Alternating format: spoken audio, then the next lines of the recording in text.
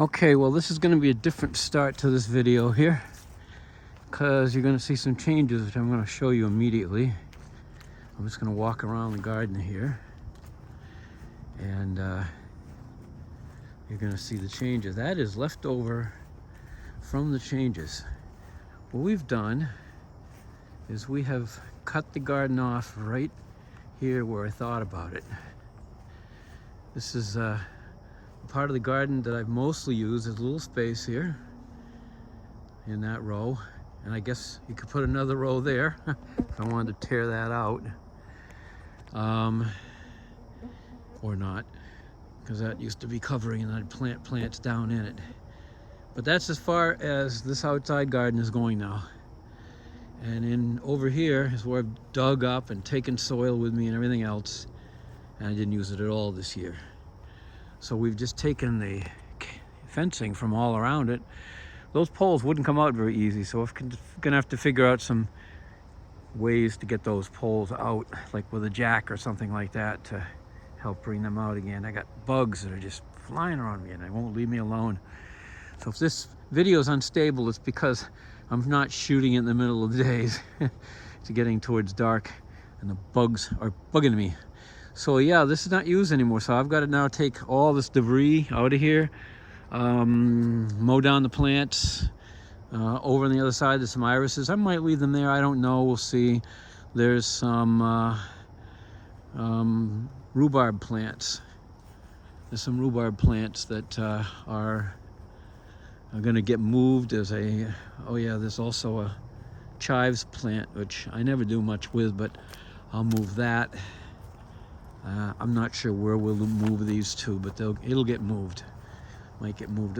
Actually, it might get moved over into that area I was just talking about, because here's the chives plant right here, and it grows every year, and I don't tend to use a lot of it, and I really should. There's also, although they're not growing, maybe it doesn't matter. There's Jerusalem artichokes that grew in here, but doesn't seem like they're growing this year. So I don't know. But anyway, those are some of the things I can think of that I've got to take care of, along with all this mess. This is stuff that I put around the fence on the outside when it was here to keep the critters out. So this will all get done slowly but surely. And this is kind of how it is right now inside here. We'll be playing around with this and improving this and setting it up the way I want to. So that's a big plus. Now I'll let you see inside, and I'll go over to the other one and tell you about the plans over there, which is going to be part 2 of what, not part 2 of this, but part 2 of this project here. So quick look, we are getting a lot of stuff. Look at these peppers, and there's a lot of these pepper plants that are doing just exactly this. We've gotten a couple of big tomatoes, lots of cucumbers, squash, both yellow and zucchini. Didn't get any last year. Swiss chard, that's doing fine. I'm going to plant a second crop of Swiss chard for the fall. I don't know if it'll come up in time, but anyway, some of the stuff's starting to die off. I can see the plants dying off. And the cherry tomatoes, not a lot of them yet, but you can see they're coming in. And anyway, just beans. Oh yes, we got a good amount of beans coming in. We've eaten those. There'll be more to eat. Oh, here's a couple of medium-sized to small tomatoes right there. Things are definitely pushing up, and we're just the beginning of August, so I think we may have a lot of produce coming this year.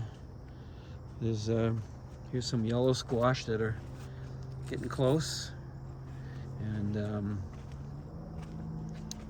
cucumbers. There's one there. Some more there. Nothing on the Brussels sprout front yet, and so that's kind of, things are looking good. It's a little faster than normal doing this. Oh yeah, Trombosino. I think I'm going to let that grow out. And get seeds, and then I'll harvest the seeds. Thinking of doing that. And finally, there's this last bean plant. So I'm thinking maybe some of the stuff that's over in that corner there, I might move into here, and see if it grows better. or even further out into the yard somewhere. I'll have to figure it out, you know, where I'll move it to. But those things I was mentioning. But yeah, we harvested a one of these that was big and ready to go, and that worked out well. So we'll go to the next area now. Now, oh, first I should show you and talk about this.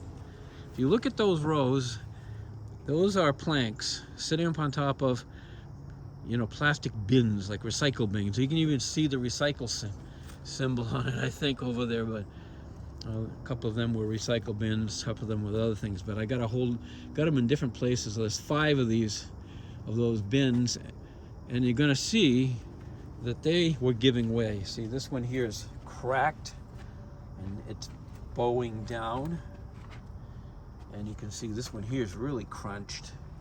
They're not gonna last. So instead, I realized what I had to do. Take a walk over here to the solution. The permanent solution is, along with this garden separation project, is getting a permanent solution to the raised garden, which has worked wonderfully. Here we go. There they are. We would use 6 of these, 3 pairs of 3. And I think right there is 1, 2, 3, 4, 5 complete cinder blocks, and then 2 small ones that'll make a cinder block. So there's really 6 there. So I can take those and support 1 ramp and get rid of the plastic stuff. And I've decided to have the guy that's helping me with this because I couldn't do it. He's got a pickup truck and the manpower is younger, and he can go and get what's going to be needed. 3 rows back in my garden there is what I'm figuring on, and 3 rows out here. And we're going to put the fencing around this. We're going to put the fencing all around this and make it into rows. That's what I want to do. So I'm not sure if I got to move this around a little bit and in which direction I'm going to have the 3 rows, but I got to think about that a little bit. But it'll look more like a garden once I'm done, and the fence will be, the fenced-in area will be maybe close to what's over there, but not quite. I don't think it'll be quite as big. So this part of the garden's doing really good too. I have to say both parts look very equal. I must admit, they really do, except out here it's getting eaten by critters. And so yeah, there's a squash there just about ready. And tomatoes heading up. Oh, I think I can see one down in there. Gotta pick that one. So I've been picking a few cucumbers, stuff. Yeah, a lot of stuff just kind of heading up. There's a bunch of peppers, and that should be a trombosino forming up there. I don't know. There's some yellow squashes right in there. So yeah, getting a good amount of stuff. Right now I've got a lot of what I've wanted for years to have. A lot of the cucumbers. There's a trombosino. There's one over there that's gotten eaten. The deer get out here and they eat this stuff. Boy, do they eat it. Or either that or the woodchuck, or both. I don't know. But I think once I got a fence around it and raise things up in the air to boot, makes it harder and out of reach of everything. And a deer probably wouldn't just jump over it. They've never jumped over into my garden, and they could. So I'm wondering if they would bother jumping over a fence here. So it might be just what I need. Anyway, that's the project. That's where we're at. These Japanese wonder plant are doing wonderful. This is the ones from seeds this year. They have been blooming in white and red. I think there's about 6 plants there. And this is last year's, you know, you have to take the bulbs out. So this is last year's bulbs continuing and getting bigger. And those are doing great. And this over here is also last year's. I'm not sure why the difference in size, but This is like 3 more growing. Much more variety here. You got the yellow, the white, the red. They're not all blooming right now, but gorgeous plants. I'm going to give some seeds to my next door neighbor Maravik. Maybe she'll grow some more, but I think I've got quite a bunch of them now. And you can see what the deer have been really eating the most of, which is I've showed this before, the hosta plants. And the peonies plants are dying and other things. You can see signs of the fall, no doubt. In fact, if I go further up around the yard here, this tree is shedding leaves. You can see them all over here. It's already shedding leaves, already is. And this is my 2 milkweed plants. Or actually I've got 3. 1, 2, and 3. And not a monarch butterfly to be seen. It's been that way every year. I don't know why I bother with them, but I just don't let them go too far. They're here. Maybe some year they'll figure it out and come and get it. This is the hibiscus plant that got eaten by deer badly. So I put this around it so I hope that maybe it could recuperate. And I'm looking down in there. You can't really see it too well like I can, but I see some bulbs forming. So maybe later this month, maybe I'll get some blooming. It actually looks like one's trying to bloom down there now, so I may have to remove this cage and let it rip and hope that the deer don't eat it. I don't know. I'm just worried about that, but it does look like it's heading up, and I could get something there. Judy wants me to cut down this rhododendron. And I think this here, I can cut this down. It's played itself out. It's pretty when it's blooming. It's gone now, though. This rhododendron is diseased. You can see it from the wood.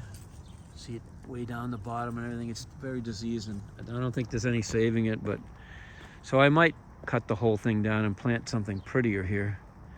That's a thought that Judy had. Oh, these rocks. See all these rocks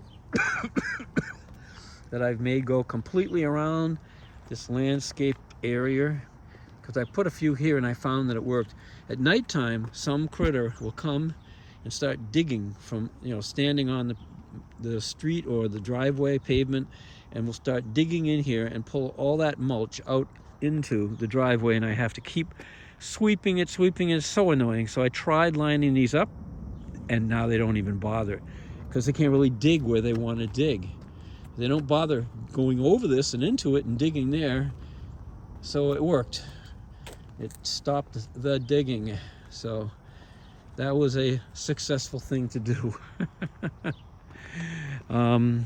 So I guess that's it there. And got to do a mowing here shortly with a new mower. Things are doing well, though. I'm going to head inside and do some ham radio stuff. And now tomorrow's another day to putter around the yard, and so's the weekend and on. So I will be doing a lot more puttering. That mess out in the garden will get straightened out and things will look better. So I just end this whole thing here in the back with the last of the Japanese wonder plants that is blooming. I'm not sure why some bloom and others don't, but as you can see, this one's in full bloom. And this is the giant. This is the granddaddy of all the bulbs. This bulb is probably the size of 2 or 3 softballs put together. It's big. And I dig it up every year and keep it inside and put it back in the next year. Eventually, some of those other bulbs, if they survive along, will end up just as big. So with that, I will say arrivederci from the garden video.